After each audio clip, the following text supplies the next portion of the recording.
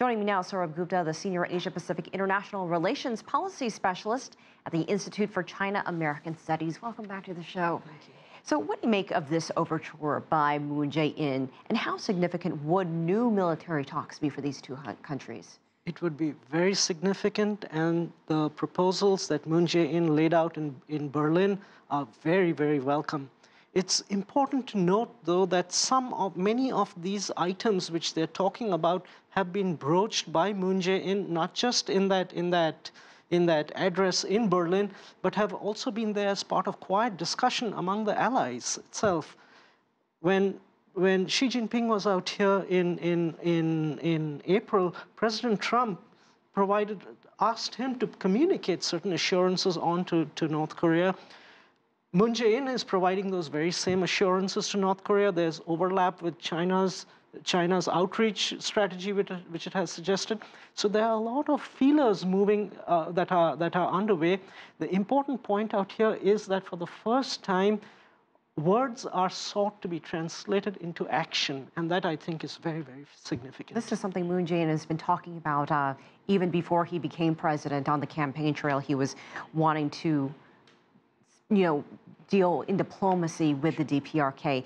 So this overture comes after the latest long-range ballistic missile test by the DPRK. Some other countries are calling for sharper sanctions, countries in Europe, including the US. What would that do to complicate what the ROK is hoping to accomplish? That's actually very, very important, because the ROK cannot, or rather the DPRK cannot be hoping to be testing missiles and nukes, and at the same time hoping to have some sort of reconciliation discussions with South Korea, because it would place the South Koreans in a very awkward situation.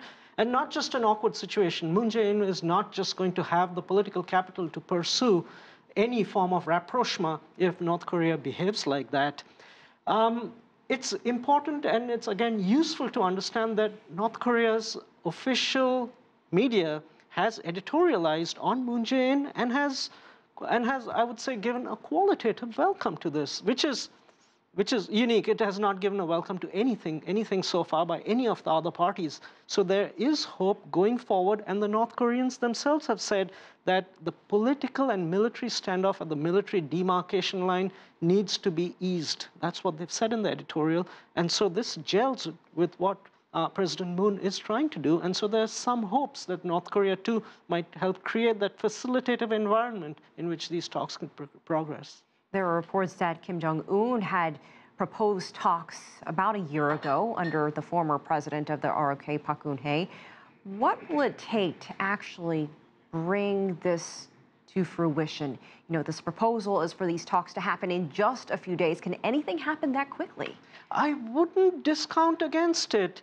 The reason what President Moon Jae-in said is, let's do the talks on July 27th. He gave a very specific date. That is the 64th anniversary of the armistice agreement, which ended the Korean War.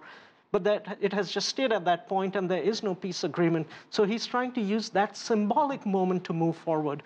Again, in terms of the family reunions, it's hoped to be done on October 4th, which is Korean Thanksgiving Day.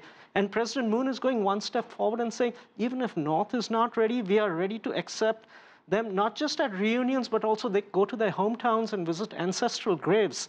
So it's certainly possible that they can kick off their discussions, low-level discussions, but again, get the ball rolling. Once you get the ball rolling, I think the pressure also is on Kim Jong-un to behave a little bit more responsibly, because he has put out feelers, yes, but a lot of his actions obviously have been very, very incendiary, and he needs to change the direction generally in which he is going.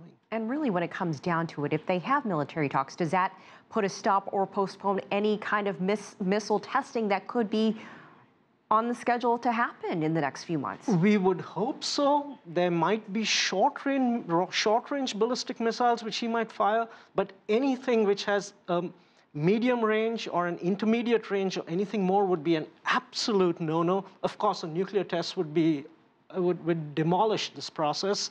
So we cannot be certain in this front. Oftentimes, the North Koreans earlier, during previous negotiation phases, have conducted tests or even missile tests when it feels it has been betrayed in terms of that the deliverables at the negotiation table have not been honored equally, and that the Western side has not been fair in that regard, and they have gone ahead and tested. So I would say that tests will not happen is a non-starter, but we would hope that he would just limit it to something minimal, just to send a message, but that he would really grasp this opportunity, because the Korean Peninsula really is on edge in some respects.